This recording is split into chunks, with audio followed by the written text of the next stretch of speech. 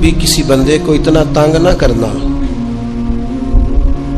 کہ وہ اتنی تکلیف میں آئے کہ وہ خود تو کچھ نہیں کر سکتا، ماڑا ہے، لیکن پھر وہ رات کو اپنے رب کی بارگاہ میں بیٹھ کے کہے کہ تو حاکم و عادل ہے مگر تیرے جہاں میں ہے تلخ بہت بندہ مزدور کے اوقات۔ پھر ایسا نہ ہو غریب ہے، ماڑا ہے، خود تو کچھ نہیں کر سکا، پھر اللہ کی بارگاہ میں تیری شکایت کرے۔ ایسا نہ کرنا کہ جب آپ کسی کو تکلیف دیتے ہیں، جب آپ ستاتے ہیں، جب آپ وہ بات کرتے ہیں جو اس بندے میں موجود نہیں ہے، جب آپ جھوٹ بولتے ہیں اپنے نفس کی تسکین کے لیے، جب آپ زیادتی کرتے ہیں صرف اپنی انا کے لیے، تو پھر بعدوں کا دعائے ضرر نکلتی ہے منہ سے۔ میرے نبی پاک علیہ السلام کے درویش صحابی تھے حضرت سعید بن زید رضی اللہ تعالیٰ عنہ، فقیر فاقہ مست، حضرت عمر رضی اللہ تعالیٰ عنہ کے قریبیوں میں سے تھے۔ ایک عورت نے الزام لگا دیا زمین کے قبضے کا۔ میں کیسے آپ سے کہوں کہ جب لوگ کسی ایسے شخص پر جس نے زندگی ساری دیانتداری سے گزاری ہو، لوگ الزام لگاتے ہیں نا، تو یہ بھی نہیں سوچتے ہم بات کس کے بارے میں کر رہے ہیں، کھلی ہوئی زبان ہوتی ہے، جو مرضی کہہ دیتے ہیں۔ حضرت سعید ابن زید پر الزام لگا دیا، اتنا بڑا آدمی، محبوب کا صحابی، اور عورت نے الزام لگا دیا۔ اور جب اللہ والے بد دعا دیتے نہیں، لیکن جب کوئی تکلیف اتنی دے، کلیجہ پھٹ جائے، پھر بندہ کیا کرے؟ وہی بات کہ اب وہ کچھ کہہ نہیں سکتے تھے، ایک عورت پر کس طرح کوئی بات ہو سکتی تھی؟ دونوں ہاتھ اللہ کی بارگاہ میں اٹھائے، یہ صحیح حدیث میں موجود ہے۔ دونوں ہاتھ اللہ کے حضور اٹھا کے عرض کرنے لگے، مالک اگر یہ عورت جھوٹی ہے نا تو پھر اسے اندھا کر دے اور اس کی قبر اس کے گھر میں بنا دے۔ صحابہ فرماتے ہیں کہ حضرت سعید ابن زید کا تو وصال ہو گیا، زمانہ گزر گیا، لیکن ہم نے پھر اس بی بی کو اندھا ہوتے دیکھا ہے۔ پھر اس کے گھر میں کنواں تھا اور ہم نے اسے اپنے ہی گھر کے کنویں میں گر کے مرتے ہوئے بھی دیکھا ہے۔ میں جانتا ہوں اس بوڑھی عورت کو جس کی بیٹی کو کسی نے بڑا ہی ستایا تھا سسرال والوں نے، اور خامد اس کا موجود نہیں تھا، تو وہ اپنے وہاں سے نکلتے ہوئے نا واپس گھر سے، تو وہ دروازے پہ کھڑی ہو کے کہہ رہی تھی، حضرت صاحب میں گزر رہا تھا، حضرت صاحب گل سننا، بچیوں کا باپ کوئی نہیں، ایک بھائی ہے بیچارہ کدھر کدھر جائے، ہر چوتھے دن میں یہاں آ کے منتیں کر کے دوپٹے پھینک کے بچی چھوڑ کے جاتی ہوں، آج میں نے اپنا مقدمہ رب کی بارگاہ میں پیش کر دیا، آپ گواہ رہے نا، میرا جرم صرف ہے کہ میں بیٹیاں دی ماں ہوں، گواہ رہے نا آپ، میں نے مقدمہ اللہ کے حضور درج کرا دیا ہے، بیٹی کو حوصلہ دے کے جاتی ہوں، خود نہیں سوتی میں ساری رات، مجھے پتہ ہے میری بیٹی کے ساتھ زیادتی ہو رہی ہے، اور ان کو بھی پتہ ہے لے جا کوئی نہیں سکتے، بندے ماڑے ہیں، تو یہ روز ظلم کرتے ہیں۔ میں نے وہ مقدمہ درج کرا، آپ گواہ رہنا، میں نے بڑا منایا اس اماں کو، میں نے کہا ماں اتنے سخت جملے نہ کہنے لگی، کلیجہ اندر سے پھٹ گیا، چھلنی ہے۔ ایک شخص کے کمرے میں جاتی تھی معافی مانگنے، چلو بچی سے غلطی ہو گئی تو اٹھ کے دوسرے کمرے میں چلا جاتا تھا، میں دوسرے میں جاتی تھی کیونکہ میں بیٹی والی ہوں۔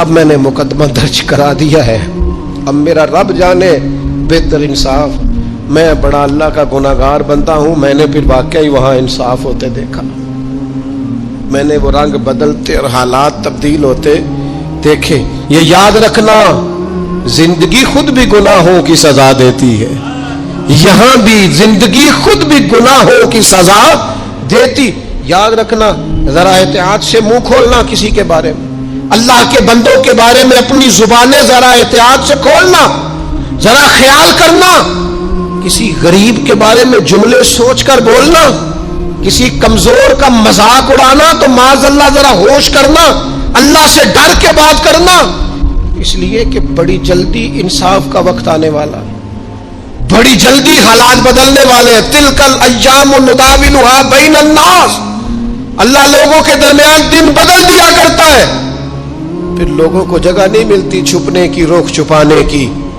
دو ہی باتیں آج آپ کے سامنے رکھی ہیں، ایک تو نیکوں سے دعا لے لو، اللہ والوں سے دعا لے لو، ماں باپ سے دعا لے لو، بزرگوں سے دعائیں اور دوسرا بد دعاؤں سے بچ جاؤ، دعائے ضرر سے بچ جاؤ، کسی کو اتنا نہ ستاؤ کہ وہ بیچارہ خود کچھ نہ کر سکے اور اللہ کے حضور تمہاری شکایت کرے، بچو۔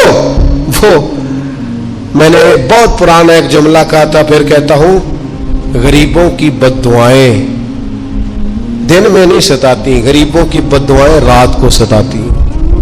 جب اے سی پورا لگا ہو، گھر پورا بہترین بنا ہو اور نیند نہ آئے، اور اپنے ہی گھر سے خوف آئے، اور اپنے ہی مقام سے بندہ بے چین ہو کے اٹھے، اور کبھی چھت پہ اور کبھی نیچے، اور پتہ نہیں مجھے کیا ہے اور پتہ نہیں مجھے کیا ہے، تو پھر وہ استغفار کرے، پھر وہ جس کو ستایا اس سے معافی مانگے، پھر جس کا دل توڑا ہے اس سے جا کے اللہ کی رضا کے لیے معافی مانگ کے آئے، اس لیے کہ کچھ سکون ایسے ہیں جو صرف معافیوں سے ملتے ہیں۔ نبی پاک رحمت للعالمین ہے، لیکن جب حضور گزرے نا ایک دن طواف بیت اللہ شریف کر کے، تو کفار نے پھبتیاں کسیں، بار بار بلا بلا کا، ایک طواف بھی حضور نے کر لیا، دوسرا بھی کر لیا، تیسرا بھی، اور پھر انہیں اوجڑیاں ڈالی، کئی تکلیفیں دی، تو اس وقت حضور نے پھر دعا کی تھی، اے اللہ گن لے ان لوگوں کو، گن مالک ان بندوں کو یہ اتنی تکلیف دیتے ہیں۔ حضرت صدیق اکبر فرماتے ہیں وہ جن کے لیے محبوب نے اس دن دعا کی تھی وہ چن چن کے بدر میں قتل ہوئے، سارے گن گن کے وہ لوگ قتل ہوئے۔ کیوں ہم کسی کو اتنا ستائیں کہ اس کے منہ سے پھر ایسے جملے نکلے جو ہم سے سنبھالے نہ جا سکے؟ ہم ڈٹے ہوئے لوگ۔ سرکار نے فلاح انسانیت کے لیے جو دوسرا کام کیا نا، وہ لوگوں کو احساس دلایا ہے کہ اگر غلطی ہو جائے تو تم نے بندوں کے سامنے اپنے آپ کو کلیئر نہیں کرنا، تم نے تو رب کے سامنے اپنے آپ کو کلیئر کرنا، اللہ کے سامنے تم نے بچنا ہے کہ میرا گناہ معاف۔ اور حضور احساس پیدا کرتے تھے۔ بخاری شریف میں قبیلہ غامدیہ کی اس عورت کا تذکرہ موجود ہے جو خود آئی تھی، کوئی گرفتار کر کے نہیں لایا تھا، از خود آئی، احساس پیدا ہو گیا نا گناہ کا۔ یہاں بہت ساری غلطیاں کر کے بھی لوگ جب اپنی بات کرتے ہیں تو کہتے ہیں کبھی یاد تو نہیں کسی کے ساتھ زیادتی کی ہو، یاد تو نہیں کبھی کسی کا، بھئی آپ نے اتنے بڑے ولی ہونے کا دعویٰ کر دیا۔ انسان تو انسان رہتا ہے۔ بڑے بڑے لوگ کہہ گئے کہ یا اللہ اگر انجانے میں بھی بھول گئے ہیں تو ہم سے درگزر فرما، لیکن جب ہم تیار ہی نہیں ماننے کو۔ حضرت انس بن مالک کہتے ہیں وہ خاتون آئی، کوئی پکڑ کے نہیں لایا، کسی 14 دنوں کے ریمانڈ پہ نہیں اسے منوایا گیا، اسے وہ خود بخود آئی، اور کریم محبوب علیہ السلام کے سامنے جب وہ کھڑی ہوئی تو اتنے درد سے میں نے کم لوگ روتے دیکھے ہیں جس درد سے وہ روئی۔ عرض کرنے لگی حضور میں غلطی کر بیٹھی ہوں، مجھ سے زنا ہو گیا، مجھے پاک کر دے۔ تو محبوب کریم علیہ السلام نے فرمایا تو کیسے ثابت کرے گی تو نے گناہ کیا؟ یعنی مجرم کو ثابت کرنا پڑ رہا ہے کہ میں گناہ گار۔ یہ وہ کمال ہے کہ انسانوں کو احساس ہونے لگے کہ یہاں ہم غلط ہیں۔ جب اعتراف جرم ہوتا ہے، جب بیماری کی تشخیص ہوتی ہے تو پھر اس کا علاج بھی ہو جاتا ہے۔ حضرت انس بن مالک کہتے ہیں وہ عرض کرنے لگی حضور میرے پیٹ میں ناجائز بچہ ہے۔ حضور نے فرمایا جا جب بچہ پیدا ہو تو پھر آنا۔ وہ 8 ماہ کے بعد آئی تو اس کی گود میں پھول سا بچہ تھا۔ حضور نے فرمایا واپس جا، جب روٹی کھانے لگ جائے تو پھر آنا۔ وہ 2 سال 2.25 سال دودھ پلاتی رہی، پھر جب آئی تو بچے کے ہاتھ میں روٹی کا ٹکڑا تھا۔ کریم محبوب صلی اللہ تعالی علیہ وسلم سے آ کے جب اس نے بات کی تو وہ درد سے روئی، کہنے لگی یا رسول اللہ 3 سال ہونے کو ہیں، میں نے گناہ کیا ہے، میں ساری رات سو نہیں پاتی۔ حضور تڑپتی، اگر اس حال میں مر گئی تو اپنے رب کو کیا منہ دکھاؤں، مجھے پاک کر دے، میرے حال پہ رحم فرمائے۔ محبوب کریم صلی اللہ علیہ وسلم نے بچہ ایک صحابی کو دیا، فرمایا بچوں کی طرح پالنا، اور کہا اسے لے جاؤ، پتھر مار مار کے اسے سنسار کر دو۔ صحابہ کہتے ہیں اسے پتھر لگ رہے تھے اور حضور بے چینی کے ساتھ ٹہل رہے تھے۔ آ کے خبر دی حضور وہ تو وصال کر گئی، انتقال ہو گیا۔ فرمایا یہاں تک تو بات اس کی تھی۔ حضرت انس بن مالک کہتے اب محبوب کریم نے صحابیات سے فرمایا اسے غسل دو، کفن پہناؤ، جنازہ تیار ہو جائے تو مجھے خبر کرنا۔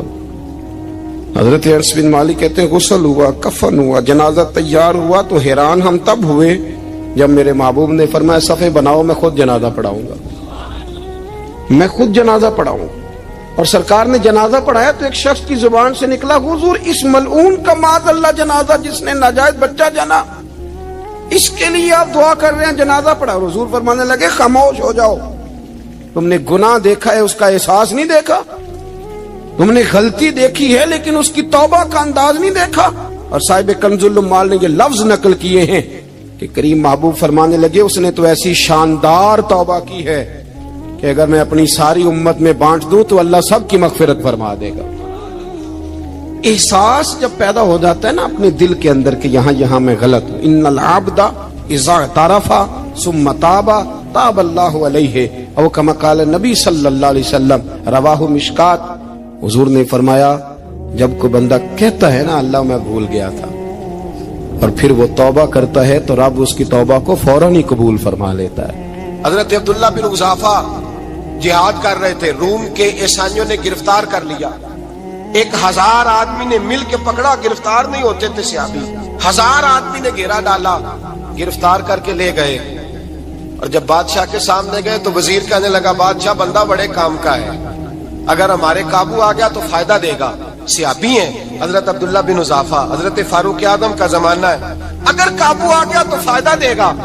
بادشاہ کہنے لگا کیوں، کیا خوبی ہے؟ کہنے لگے ہم 1000 آدمی تھے، یہ اکیلا قابو نہیں آ رہا تھا، 1000 آدمی تھے، اگر ہماری فوج میں شامل ہو گیا تو بہت بڑا جرنیل ملے گا۔ بادشاہ کہنے لگا کوئی مسئلہ نہیں، 2-3 چیزیں ہوتی ہیں بندے کو خریدنے کے لیے، خرید لیتے ہیں۔ بادشاہ کہنے لگا عبداللہ جتنی دولت تجھے چاہیے میں تجھے دے دیتا ہوں، میرے لشکر میں آ جا، معاذ اللہ اسلام چھوڑ دے۔ حضرت عبداللہ بن حذافہ کیا فرماتے ہیں بڑا تو بیوقوف ہے، میں نے دولت کمانی ہوتی تو مدینے میں بیٹھ کے تجارت کرتا، میں دولت کمانے نہیں نکلا، میں تو رسول اللہ کی رضا کمانے کے لیے نکلا ہوا ہوں۔ دولت کمانی ہوتی تو کسی مارکیٹ میں ہوتا، میدان میں آنا تھا، شہادت ہے مطلوب مقصود مومن، نہ مال غنیمت نہ کشور کشائی، یہ دولت تو لونڈی ہے رسول اللہ کے دروازے کی، یہ تو پیچھے پیچھے پھرتی ہے نبی پاک کے غلاموں، یہ کمانی ہوتی تو میں کسی مارکیٹ میں ہوتا، میدان میں تھوڑا ہوتا۔ عبداللہ بن حذافہ سے ایک دوسری چال چلی، کہنے لگے میاں عہدہ جو تجھے چاہیے، میں بادشاہ ہوں، میرے نیچے جو عہدہ تو کہے گا وہ تجھے مل جائے گا۔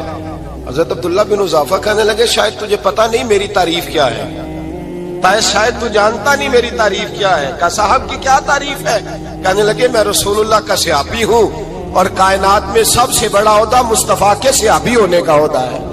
صحابہ وہ صحابہ تھے جن کی ہر صبح عید ہوتی تھی، خدا کا قرب حاصل تھا، نبی کی دید ہوتی تھی۔ فرمایا میں نے حضور کے جلوے دیکھے ہوئے ہیں، مجھے عہدے کی ضرورت ہی نہیں، اور میں نے عہدہ لینا ہوتا تو میں سیاست کرتا، میں تو شہادت لینے نکلا ہوں میدان میں، عہدے کا میں نے کیا کرنا ہے۔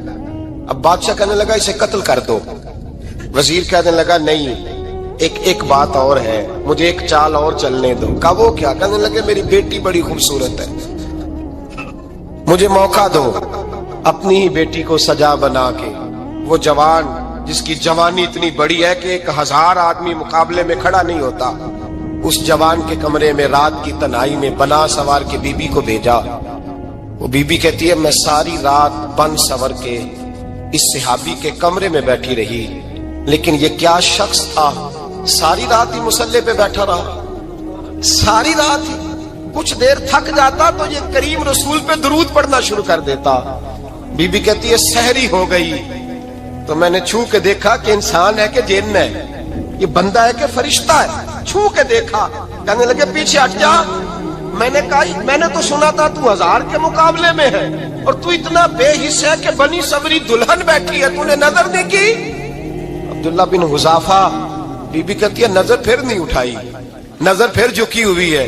کہنے لگے بی بی میں مجبور ہوں، اب میرے اوپر کوئی حسن نہیں چلتا، میں نے جلوہ بددہا کا دیدار کیا ہوا ہے، اب میری نگاہوں میں جچتا نہیں کوئی، اس لیے کہ جیسے میرے سرکار ہے ایسا نہیں کوئی۔ کبھی بھی اب نہیں کسی کا میرے اوپر جادو چلتا، میں نے مصطفیٰ کو، اور کہا ذرا پیچھے ہٹ کے بیٹھ، مجھے میرے رسول نے غیر محرم سے بچنے کا حکم دیا ہے، ذرا پیچھے ہٹ کے بیٹھ۔ سحری کا وقت تھا، وہ بی بی کہتی ہے اس نوجوان کے جملے میرا سینہ چیر گئے، کلیجہ پھٹ گیا، چیخ نکلی، میں کفر کے عالم میں روئی۔ میں نے کہا مجھے بتا تو صحیح، آخر یہ جذبہ کہاں سے ملتا ہے، آخر یہ روشنی تو میں نے دیکھی نہیں، کہاں سے آتی ہے؟ ایک میرا باپ ہے جو بنا سور کے مجھے تیرے کمرے میں چھوڑ گیا، بتلا یہ کہاں سے کیف آتے ہیں؟ عبداللہ بن حذافہ کہنے لگے اگر کیف لینا ہے تو بھی میرے مصطفیٰ کا کلمہ پڑھ جا، آجا دروازہ رسول پہ جھک جا، مل جائے گا۔ سویرے دروازے پہ باپ آیا بیٹی سے رزلٹ لینے، دروازہ کھولا تو بیٹی نقاب پہنے باہر آئی۔ باپ کہنے لگا کیا بلا؟ کہنے لگی پیچھے ہٹ جا، تو غیر محرم ہے، کافر ہے، میں مسلمان ہوں۔ اس نے کہا کیا ہوا؟ کہنے لگی تیرے جیسے کو باپ کہوں، تیرے جیسے کو جو مجھے استعمال کر رہا تھا، میں تجھے باپ نہیں مانتی، میں اب رسول والی ہو گئی، میں حضرت فاطمہ کی کنیزہ ہو گئی ہوں، میں اب نبی کریم کی خادمہ ہوں، خبردار میرے قریب نہ آنا۔ یہ دعو بھی ناکام ہوا۔ اب حضرت عبداللہ بن حذافہ کے سامنے موت کھڑی کی، ایک کڑا میں تیل گرم کیا، کہنے لگے تجھے اس میں جلایا جائے گا۔ حضرت عبداللہ بن حذافہ رضی اللہ تعالیٰ عنہ جب جلنے کے قریب ہوئے تو رونے لگے۔ روم کا بادشاہ کہنے لگا شاید ڈر گیا ہے، کہنے لگے اب سمجھ آئی ہے، اب تجھے پتا چلا ہے، چلا آ جا۔ حضرت عبداللہ بن حذافہ کہنے لگے تو کافر ہے، تیری کافروں والی سوچ ہے، اس لیے نہیں رویا کہ موت سے ڈر گیا ہوں، میں تو اس لیے رویا ہوں کہ ایک جان ہے، وہ نبی پاک پہ